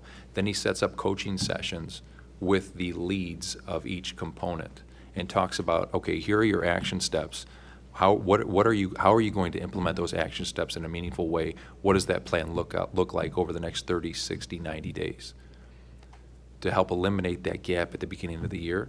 Because the idea is get all the planning done at the end of this year, so that way we know going into summer exactly what our focus is for the 25-26 school year. And it's a 5-year plan. It's a 5-year process. And every year we'll sit back and reevaluate and review the metrics and ensure that we're on the right path. And if we need to tweak and adjust, we'll do that. I'm not going to hire somebody to do that. We'll do that internally, but this should stand the test of time and give us a strong foundation moving forward. The coaching sessions you're referring to, those are the half-days that are listed in here, the half-days and the full days? At the very end. At the very end? At the very bottom of his proposal is Yes. the coaching sessions, yes. Okay. Mm-hmm. You mentioned something very important, and that's revisiting the plan each year, because as we learned with COVID, everything goes out the window when things happen. So you need to really look at where you're at, what the circumstances are on a year-by-year basis, and not assume that they're the same as they are when you made the plan. So out of the 20 organizations that do strategic planning, you've narrowed it down to these two? So would we want to bring them in for a interview, or just work off of the information you have? You had a lot of good things to say about the one. What about Dee's group? Dee's group, I've not been able to references on that? find districts in the area that have directly worked with them recently. He used to be with IASB, and correct. she moved into this organization, so maybe she hasn't done a whole lot yet, I don't know. I have not been able to see who she's worked with recently. It sounds though like the process is very similar between the two, and there's a significant difference in pricing as well between the two. Yeah, you've got the one gentleman who actually created the process that CEC uses, and now he's doing it for half the price. Your answer. It sounds pretty compelling. Yeah. We're not looking for an answer right now. I want you to sit on this for a couple weeks. I'll bring it back to you on the 20th. Okay. I would prefer we wait a year to look at one, because I think they're worthless, but that's my personal opinion from the business world and from everything I've researched. Stay with it long enough to make it a value. But second of all, and again, that's personal perspective, second of all, my concern is this is your first year here and needing time to really kind of acclimate to what is here, what has been here, and then be able to push a vision out and create that. And I, rather than have someone throw something at you as the vision, have you have solid ground to base it on.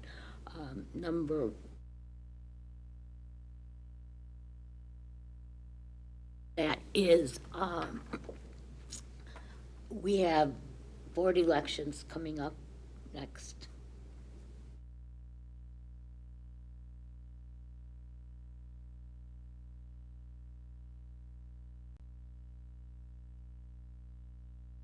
Have all of that done and then bring in a new board the end of April, the beginning of May, and say, here's what old board just created. That may not be what whoever's sitting at this table at that point wants. Lastly, my last concern is kind of what we talked about earlier with the change in student body coming in, who's going to be facing something new, and the repercussions of COVID for those students, and we're throwing a lot. How do we start setting a plan going forward for a student body that we don't even know? So those three things, most importantly, other than my own personal feeling, leave me a little concerned that we're rushing into this before it's a very good time. If I appreciate that. If I can just address her questions really quick. Sure. As far as timing, if we push this back 1 year, we're talking about negotiations for support staff. Next year, we're talking about negotiations for teachers. I think that is probably one of the worst times to implement a strategic plan, right? So then you're talking 3 years down the road. We need to find direction. We need direction in the organization. We do. Is the first year of a new superintendent ideal? I don't think that it necessarily is. But given the state of where we are with big things taking place next year, we can't afford to push this off to year 3. That'd be a disservice to you as a board. It'd be a disservice to our community. It'd be a disservice to our district. As far as living the plan, the companies, particularly these two, develop the process. The stakeholders, I mean everybody, not just people in this room, develop the product. So it's not a cookie cutter. The process itself is cookie cutter, but the product is unique to what we need. So if we look at Lyons Townships, our plan is going to look different than theirs. Same person is facilitating. It's going to look different than 33's. Again, same person, essentially same community too, right? But our product is going to look different because of who we are and what we make up. And I forgot your third question, but I thought. Student body changing. Student body changing. I think of it this way. I believe people inherently like structure, right? And when there's structure, it provides a sense of calm and it provides a sense of direction. So new students coming in, new teachers coming in, existing teachers that are here, staff that are here, I think are looking for that direction with the understanding that a 5-year plan is never set in stone. There's that constant reevaluation of the plan as we move along to reevaluate our needs and to see where we're at and to see where we need to shift those tasks and those action items along the way. So just because it is set up in May of 2025 to look this way in implementation of fall of 2025 doesn't mean those same action plans are going to be in place in fall of 26 or fall of 27, because things do inevitably change and evolve.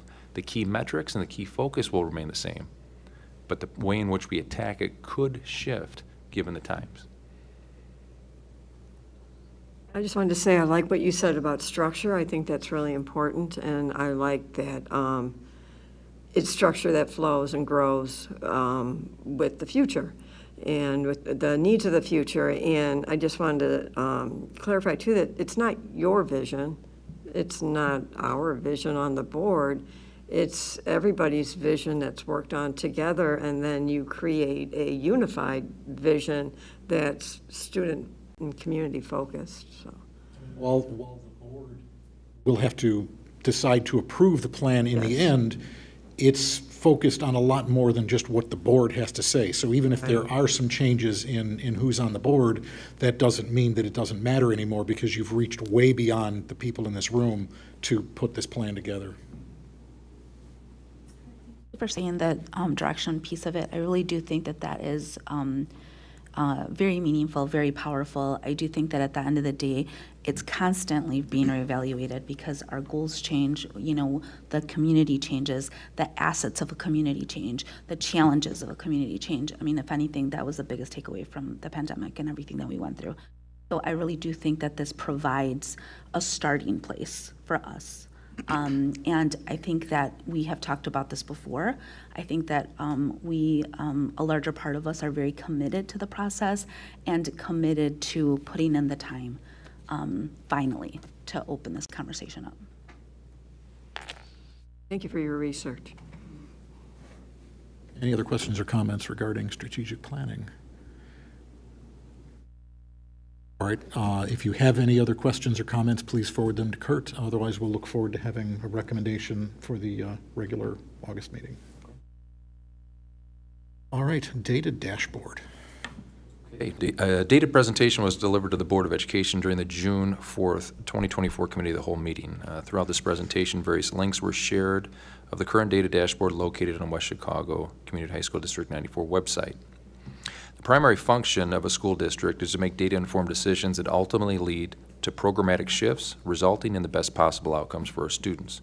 This cannot be accomplished if the data being analyzed is not easily accessible, does not occur in real time, or is unable to be disaggregated. Our current practice of gathering and analyzing data is both cumbersome and time-consuming, thus limiting our ability as an organization to make data-informed decisions in a timely manner.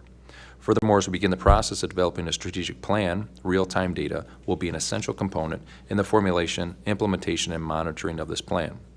After reviewing a variety of vendors that offer data dashboards for educational institutions, we have determined that Ahora provides a unique platform that integrates multiple data sources into one central location. Once established, this platform will enable our leadership team to access real-time data, thus increasing our response time to student and programmatic needs. Ahора's dashboards are customized to our district-specific needs and can have both a public and private interface. I've attached a proposal for your review, and on the August 20th Board of Education meeting, I will be making a recommendation to approve the data dashboard with Ahora. Are there any questions as to what this data dashboard looks like and how it might be a little different? Do they leverage historical data? Yes, they do. Okay. So they pulls in, it's truly unique to where this pulls in multiple sources of data, specifically from our SIS, and it can pull in any source of data that we have, and it updates that data dashboard every night. So we're looking at real-time data. And what's interesting about this one, as opposed to other vendors that are out there, we have the opportunity to create our own individualized dashboards. So it would only be for 1 year, because I want our admin team to really understand what this looks like, and our directors to understand how to manipulate the data. But essentially, it comes up with 4 dashboards that are single dashboards. So think of it in terms of attendance as one, discipline as another one, truancy as maybe another one. And then there's 2 separate dashboards that are dimensional dashboards. So the dimensional dashboards integrate multiple sources of data into one centralized location, so like an early warning system. We currently don't have anything in place that can do that. The other added benefit is that we're currently trying to partner with District 34 to utilize the same dashboard, and the hope would be down the road, all of the districts that serve our community have the same platform so that the transfer of data is seamless, and everybody in our community is looking at the same type of data on the platform, which would be public. So this can dive, this form of data dashboard is so deep to where if this proves, if it lives up to its billing, we can even expand this to have a public and private interface to where the public views what our key metrics are from the strategic plan, and it's online and they can see that in real time, how we're progressing towards our strategic plan. The private interface allows us to manipulate the data on the back end to dive a little bit deeper and disaggregate that data. And then it can dive down even deeper into a Student 360 platform to where parents and students, this is down the road, I'm giving you like a 5-year outlook, so don't get overwhelmed. Where students and parents can log in to Aubrey's dashboard and look at my daughter Charlotte. Oh, okay, I see that she is on the early warning system because she hasn't been here, she's failed this test. They can in real time look at their individual student through multiple layers of data, which is a unique component to this. So you said partnering with 34, they're looking at implementing the same system at this point, but they have not yet, but they're looking at it. Matt will be talking to his board, I think, tomorrow about the same platform. I think this board meeting is tomorrow. You reached out to him, correct? Well, About so, this? Yeah. yeah, so this whole process started several months ago, to where I started researching data dashboards several months ago. And the first sit-down I had with Dr. Nick Wall, who was the representative, didn't make a whole lot of sense. So then I'm like, all right, I need you to come in. So then I brought in 33, 34, 25 in this room here with our admin team, gave us about an hour-and-a-half presentation on the capabilities. We then sat down as an admin team, we're like, we've got more questions right now than we got answers. So then I scheduled another meeting with Nick to go through some of the questions that I pulled in from our leadership team, our district leadership team and our building leadership team, to see if he could address those questions. And he was able to. So then we brought it back into our leadership team, provided them with the answers to their questions. And so it was 3 separate meetings with multiple stakeholders to get to this point.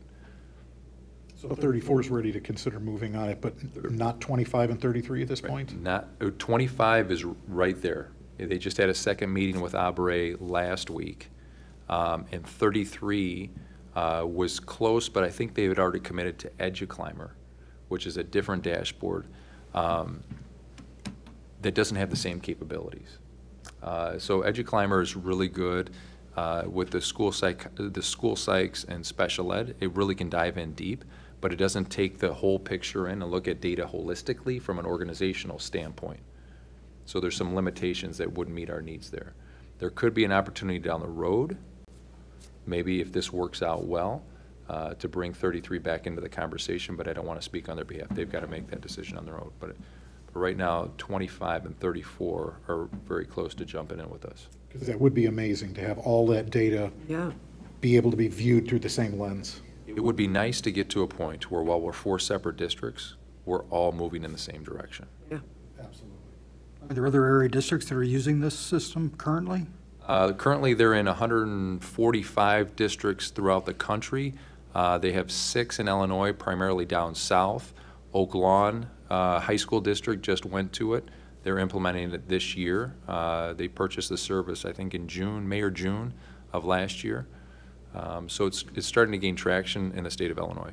You said we're looking at a 1-year commitment, and then we'll see, does it do what you're hoping it's going to do? Correct. So we're not locked in for long term? We're not locked in for long term. And then there's one-time cost for the processing and gathering the data that would not be reoccurring cost, but the annual subscription fee would be something that would be reoccurring.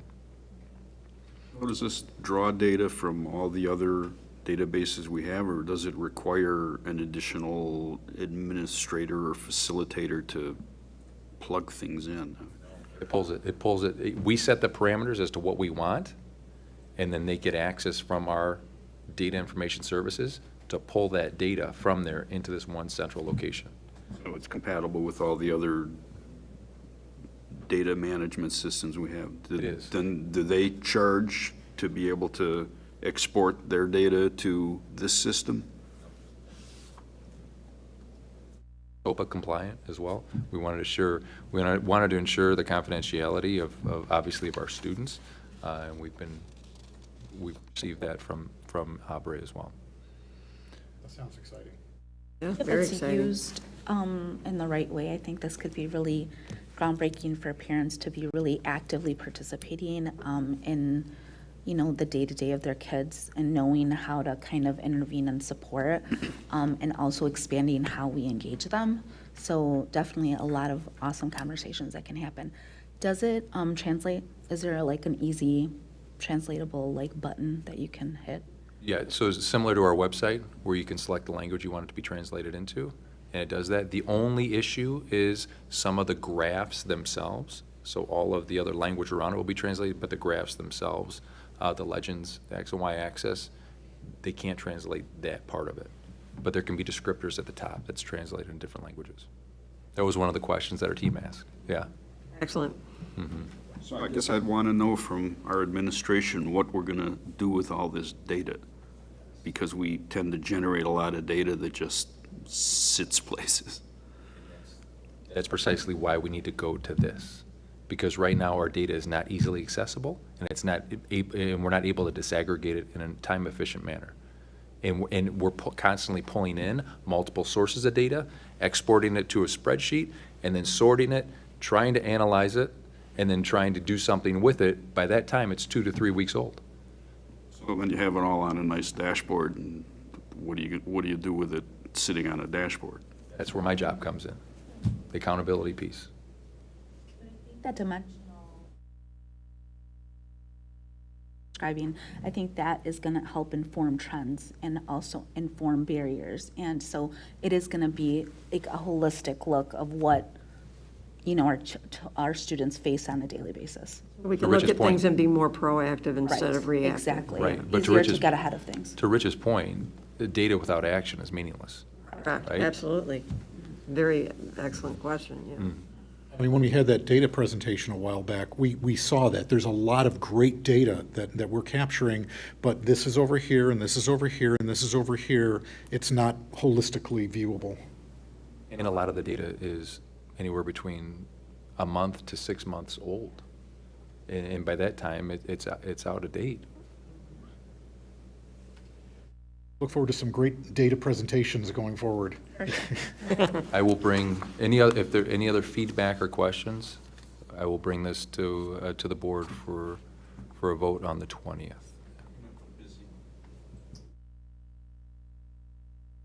A busy 6 weeks, Rich. Again, thank you for your research. All right, that concludes our reports and information. We have one item of new business, personnel report. The recommended motion that the Board of Education approve the personnel report as presented at table. Second. Any discussion? Roll call, please. Mr. Brown? Aye. Ms. Casey Mayer? Hi. Mr. Amos? Aye. Ms. Munoz? Aye. Mr. Nagel? Aye. Mr. Saig? Aye. Motion carries, and that's all of our business for tonight. Is there a motion to adjourn? Moved. Second. All those in favor? Aye. Any opposed? We are done. Thank you for a great meeting.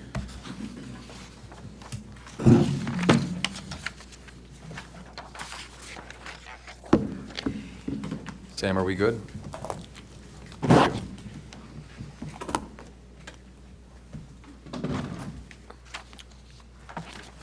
Everybody get their name badges? Yes, I like them. I love them.